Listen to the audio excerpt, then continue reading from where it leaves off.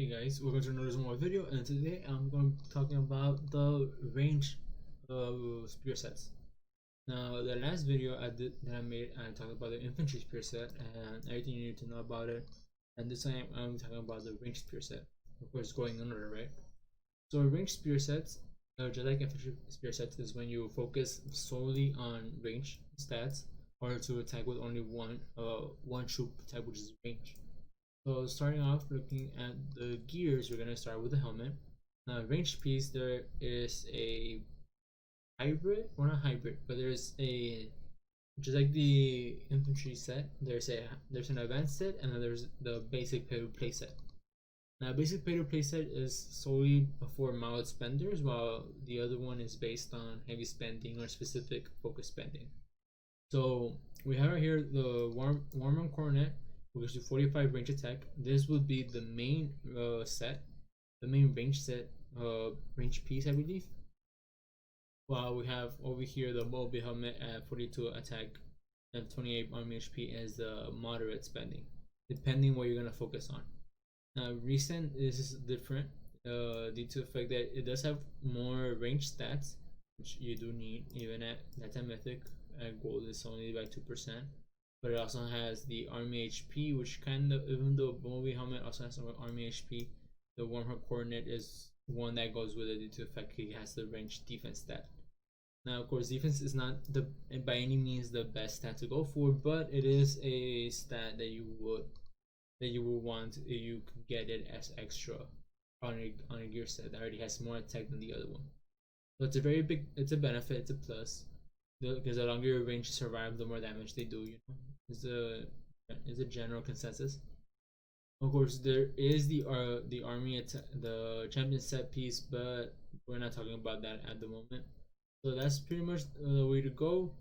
You can also go for the ancient hand that has 28%, but that's basically if you are not if you want to build it, but this is gonna be a waste of your skulls, and I would not recommend it. But if you want to go that way, you could. But this would be the main ones I recommend, being the Wormbone Coronet and the Bovey helmet. Next up, we have the chest piece. Now, chest piece is not. It's gonna be a new chest piece that we haven't talked about before, and that would be the hardened carapace.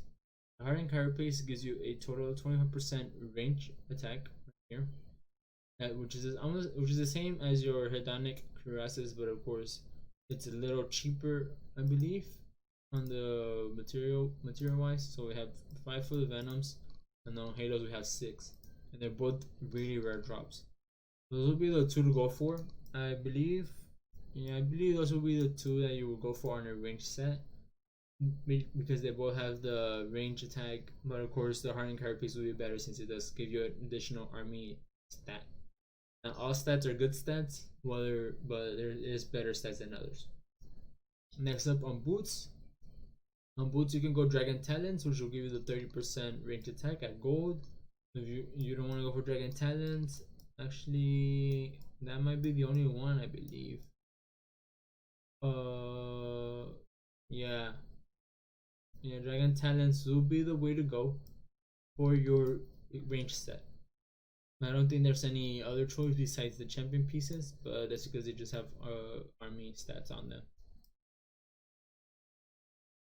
And, yeah, so the champions will be the better one. But right here we have Dragon Talons at 30% range attack, and with the army HP stat as well added to it. Now for main hand, you could use, let's see, which is the one to use. You could go for Nectar Orb, giving you a total of 25% in range attack. This will be on the lower end. You also have again the Bon Appetit counterpart. But the piece you will go for will be actually no, the mild spending one will be the Worm Rod.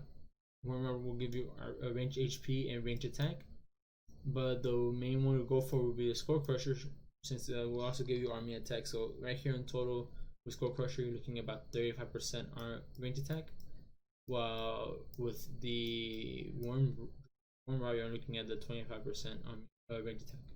So there's that difference. You want to calculate the army attack into it, but it's really up to you how you perceive it. So you could go either Worm Rod or into Skull Crusher.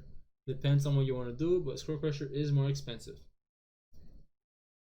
Next time we're looking at offhand. Now offhand, you have the Eternal Cortex because it gives you 35% range attack. It's also a piece I recommended before for your mix set, so it's good for you to work on it because it helps you for both sets. And I believe this is the only piece I would recommend for range on the offhand, and yeah, that would be correct. That's the only piece I would recommend for the offhand other than champion pieces. But we're not going to be focusing champion pieces since that's heavy spending. Next up for accessories, the one I will go for would be definitely the Blight Ring. The Blight Ring gives you 40% range attack with a mix of farm HP and armor defense being at 50% each.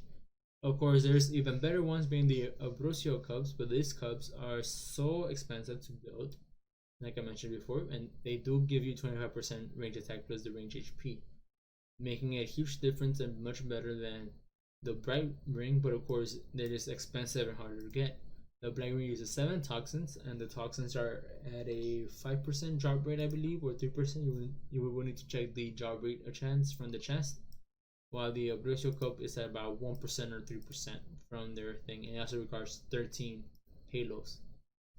So it'll be easier to get the Blight Rings than the Ambrosio Cup. I personally have 1 gold Blight Ring and 1 purple Blight Ring.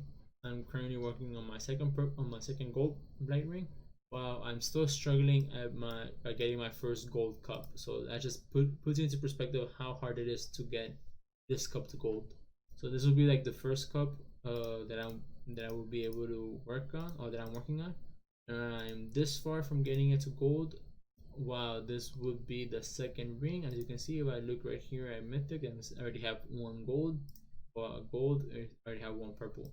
The purple, I am at 2 of 7 toxins, which is even more gold rare drops that I have than the cup itself, and I already have a gold ring. But that's just how difficult it is. So next up, we're going to be talking about phalanxes. Phalanx, this is mainly because there's different things you need to know about range, attacking with range. So attacking with range has different things you want to focus on. This is all depending on where you are attacking. I'm going to be talking about in the darkness scenario first. So when you're attacking darkness, you usually want to keep the range in the back. Now the reason you want to keep the range in the back, which will be in an infantry phalanx, is like I mentioned in the previous videos and I mentioned in the formation videos. These squad attacks, these 4 squads, well, each troop type has 4 squads, right? And when the enemy is attacking, the enemy will target each row in order. So they will attack the infantry first, they will attack the next 2 cav, and then they will attack the next 2 cav, and that's how it will focus their attacks. So they will attack 3 times before they target your range. While you go range phalanx, of course you're gonna go 1 of each troops, 4 troops of each. So that way each squad is gonna be 1 troop, and they're gonna force their attack on those 1 troops, and go for the next 1 troops and the next 1 troops. That saves your range to do extra damage to them, and the more damage you do to them, the less damage they do to you. And you're gonna range formation. They will get up to the face of your range and beat them up. Now here's a little thing about range. You usually never want to send range alone, because the moment you send range alone, it pulls out all the troops from the wall and it puts them automatically in infantry phalanx. Now, of course, knowing that this puts them out instantly in infantry phalanx makes it a very some tactic. This works for both darkness and for castles. If the castle does not have any infantry left, that means they only have cav and range. So if you send a full range attack, no matter what, if they have an infantry for some whatever reason they have no infantry, if you send a range attack, their troops will be pulled out from the very beginning, and they will be in infantry phalanx. But since they have no infantry left, their front line will be cav, and just like they're attacking the front line first, you are attacking their front line first. So your range will be attacking their cav right off the bat, so you'll be countering their attack. Now, in the case that they do not have, that they have infantry but happen to have a cav formation, in that case you want to break the wall either with a siege attack and then send the attack in infantry phalanx. That way the cav, when they're running up, they have to attack the infantry, then they attack the cav, then they attack the other cav. And the whole time your range is attacking their cav, winding him down and doing a lot of damage to them. So there's the tactic on formations. Siege, not really important. You can send some siege. You want to try to walk back if it's a big bad rally, but it really depends on what kind of target you're hitting. But that's pretty much the information you should know. So I cover the gear. Looking at the gear, we have right here my range set. So this is what I personally work with. I do have this piece in here for some reason, which I should actually be this one, but I need to change it. But that's a total of 220,000 gold coins to change it. As you can see, I have a little bit more range attack, but I have a lot more range defense and army and range HP, while I am losing 9% army HP. So I really need to change that. Of course, if I had my range jewel in here, we're looking at a plus 12 plus another 12% my range attack. So it really depends on what you're working on. Of course, I do have gold defense just because I'm putting on the good jewels on a mix set. From there, you see everything being on the same. Also with the sword, I have this piece, but it's not too much of a difference in comparison.